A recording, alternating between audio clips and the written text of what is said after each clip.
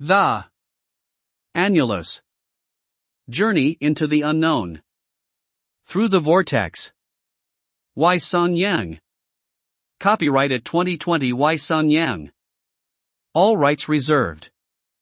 The characters and events portrayed in this book are fictitious.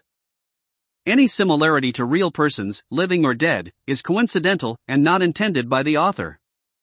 No part of this book may be reproduced, or stored in a retrieval system, or transmitted in any form or by any means, electronic, mechanical, photocopying, recording, or otherwise, without express written permission of the publisher. Dedication. This book is dedicated to my wife G.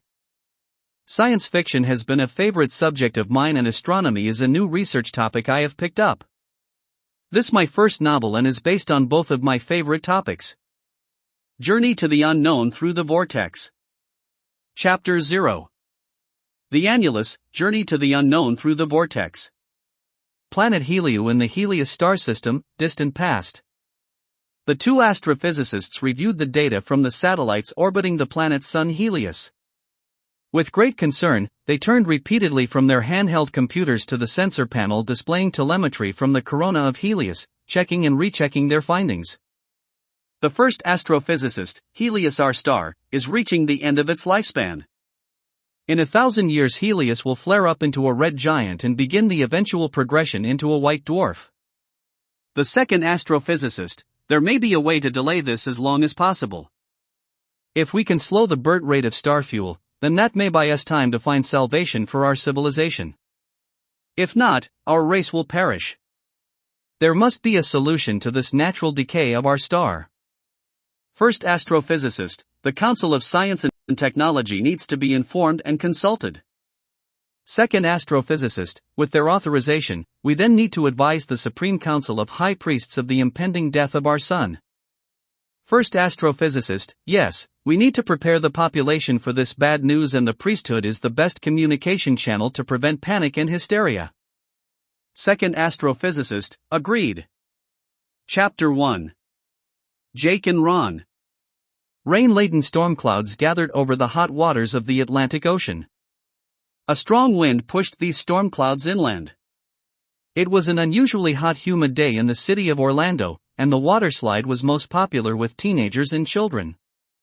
The super slide ranked among the top 3 contenders for title of king of the water slides in the country. Riders lie on semi-closed flotation platforms that traverse the slide. The slide comprised of a series of connected plastic and aluminum tubes running from 8 stories high to the water pool below. Along the way, riders traverse the multiple turns and finishing off with a twist and roll at the end. Ron had a day off from his researcher's job to take his teenage son out to the super slide park for the rides. After parking the car, paying for the entrance fee and a booklet of tickets for 5 rides, Ron and Jake entered the park. Jake ran ahead straight for the super slide. "Dad, this is the coolest ride in town." As they joined the queue, the dark clouds were looking ominous. Ron looked up at the sky and knew that a storm was about to hit. With a loud thunderclap and strike of lightning in the near vicinity, the storm began. It started to drizzle and then turned into persistent rainfall. Many in the queue ran for cover. Ron, who was not keen on getting caught in the rain, wanted to get to the car before the storm hit. Jake insisted he wanted to go at the slide. "Dad, just one ride, look, I am next in line. Use your phone and shoot a video of me coming down the water slide." Jake climbed the stairs to the top of the slide for his ride. The park monitoring station received a high reading from the lightning monitoring warning system and activated the siren for an immediate stop of operations on all rides. Jake appeared at the top of the super slide just as the lightning alert sounded. Ron, while video filming Jake on his phone, shouted, "Jake, come on now, come down right away, they're closing the ride." Instead of heeding his dad's words and descending the stairs, he shouted, "Dad, here I come," and put himself on an inflatable float ready to launch himself down the slide. Lightning and thunder erupted overhead from the rain-packed clouds over the super slide. The lightning struck the end of the plastic and aluminium tube that sends the riders into the pool. The entire aluminium tube twisted and curled back onto itself. Ron had shouted for Jake to stop but was too late. Jake launched himself on his float from the top and started down the slide. A strange cloud of flickering lights and crackling sparks hung over the twisted aluminium tube. Jake came sliding down the water slide and could be clearly seen from where Ron was standing. With a blinding flash, a cloud of flickering lights appeared over the end of the slide and then began to flare in intensity as Jake approached the end of the slide. Ron shouted, "Jake, stop! Jake, Dad!" and was carried by his downward momentum into this strange light cloud, and then he disappeared.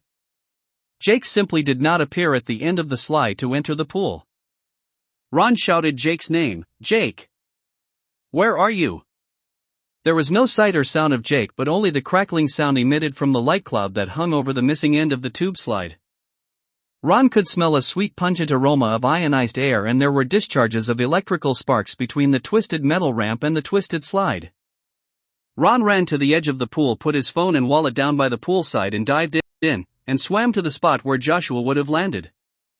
There was no body, or any debris that was belonging to the slide. As he treaded water, the light cloud flared in one last burst of colors and disappeared. Jake had vanished into thin air. Ron treaded water in the pool in a confused and desperate emotional state. Where was Jake? Nothing on the scene could explain what had just happened.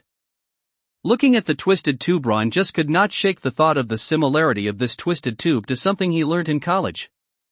Then it struck him, the twisted remains of the super slide looped onto itself just like some sort of climb bottle. He climbed out of the pool, picked up his phone and took multiple shots of the scene from different angles and viewpoints.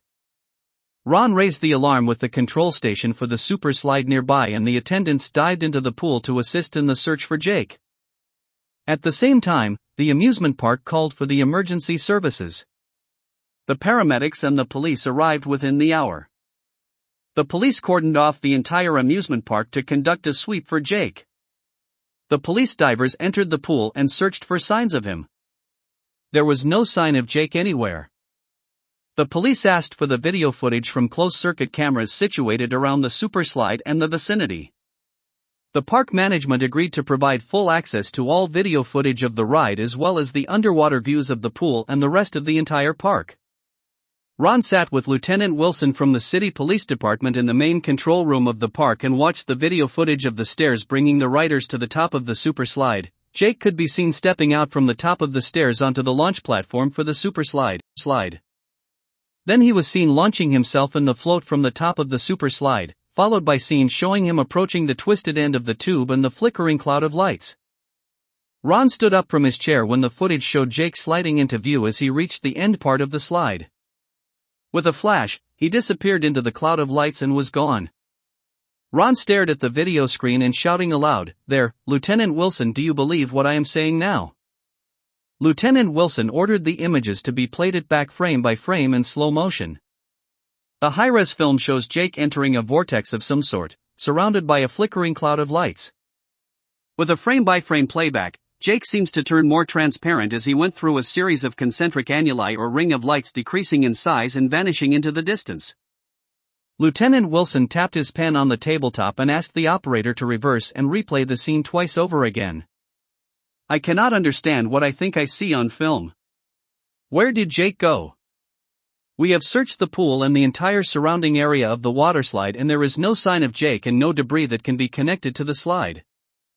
Has he just disappeared, or is this a staged stunt for publicity for the park?"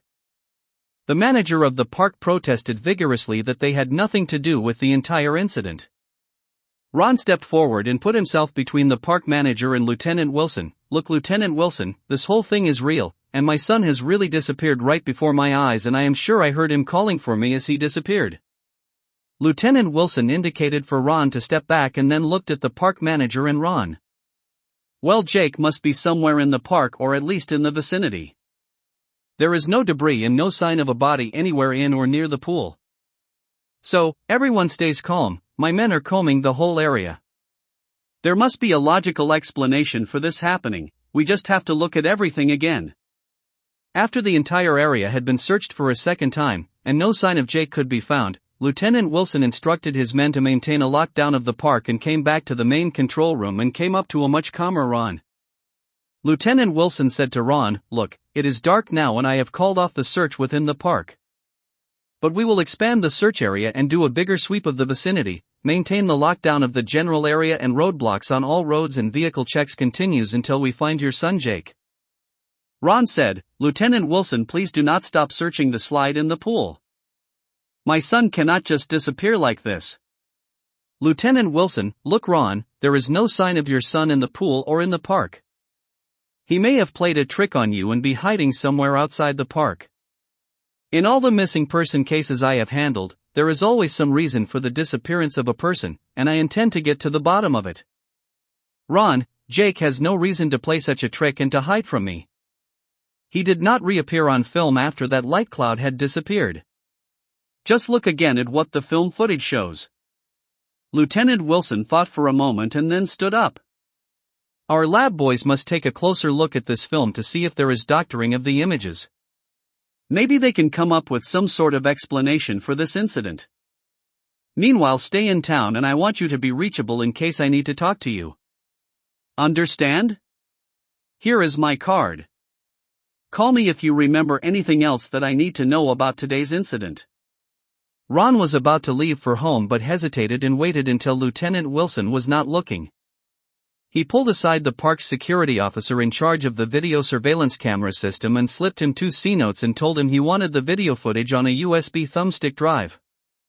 He waited for a few minutes and the officer returned and slipped him the USB drive. Then Ron walked out of the control room to leave the park.